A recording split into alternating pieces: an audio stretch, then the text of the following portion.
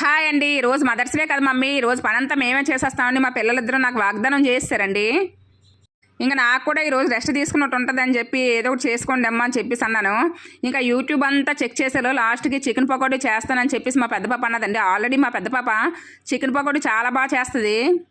Corona టైంలో స్కూల్కి వెళ్ళకుండా ఆన్లైన్ క్లాసులు అయ్యాయి కదండి. వీళ్ళు ఏమైనా ఆన్లైన్ క్లాస్ వినిరా మధ్య మధ్యలో షార్ట్స్ అలా చూస్తుండేవారు. ఎక్కువ ఈ చికెన్ పకోడీ ప్రాసెసింగ్ అంతా చూసేది. అయితే అప్పటి నుంచి చికెన్ పకోడీ బాగా వేయడం నేర్చుకుంది. కరోనా పుణ్యం అంటూ నేర్చుకున్న చికెన్ పకోడీ రోజు అయితే మా పెద్ద పాప అయితే వేస్తుంటే మా చిన్న పాప మధ్య మధ్యలో ఇలా చికెన్ ముక్కలు తెచ్చుతూ మా ఆయనకి నాకు ఇస్తుందండి. ఇంకా వేడివేడిగా చికెన్ పకోడీ ముక్కలు ఉంటుంటే ఇంకా అన్నంతో ఏం ఉంచుతాం చెప్పండి. మా ఆయన నేను పిల్లలు అయితే చికెన్ పకోడీ మామూలుగానే తినేసాము. ఇంకా అన్నంతో అయితే ఏం లేదు, ఉత్తి చారు ఒకటే ఉంది.